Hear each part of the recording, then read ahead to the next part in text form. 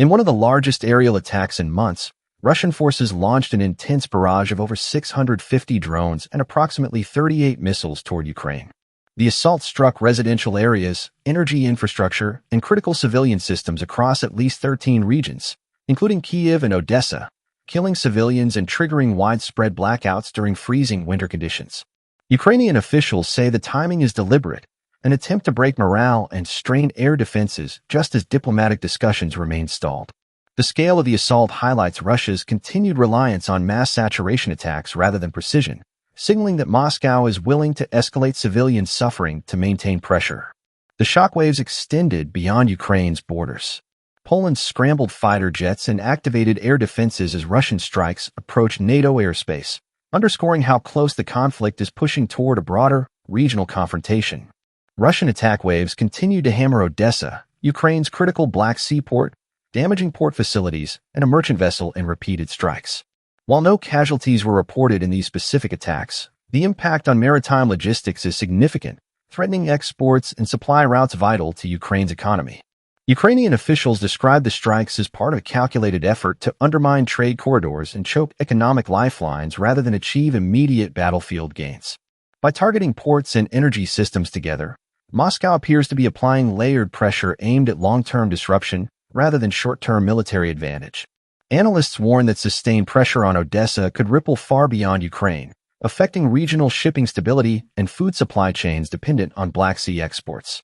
In northern Ukraine's Sumy region, President Volodymyr Zelensky confirmed that 52 residents, including 13 Ukrainian servicemen, were forcibly taken into Russia amid intensified military pressure near border villages.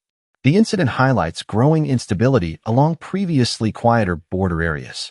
Kyiv says its forces deliberately avoided heavy counterstrikes to reduce the risk to civilians, prioritizing containment and recovery over immediate retaliation. This restraint underscores the difficult balance Ukraine faces between defending territory and protecting civilian populations near the front line. The lack of comment from Moscow has fueled concern that such forced removals may become another tool of pressure, further complicating humanitarian and diplomatic efforts. The European Union Council has formally extended its economic sanctions on Russia until July 31, 2026, expanding restrictions across trade, finance, energy, and advanced technology sectors. The move signals long-term commitment rather than short-term political messaging. European officials say the goal is to steadily weaken Russia's war economy, limiting its ability to replenish weapons and sustain prolonged conflict. Moscow has dismissed the extension as political theater, but analysts note that cumulative sanctions continue to strain industrial output and access to critical components.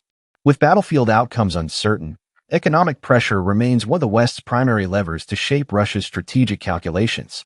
A bomb explosion in southern Moscow killed 2 police officers and 1 civilian, occurring just days after the assassination of Lieutenant General Fanil Sarvarov. Russian authorities say officers approached a suspicious individual when the device detonated, killing all 3 instantly. The blast has intensified fears about internal security inside Russia's capital, especially following a series of high-profile attacks linked to the war. Criminal investigations have been launched, while officials accuse Ukraine of a broader campaign targeting security figures, claims Kyiv has not confirmed. Strategically, the incident reinforces a growing reality.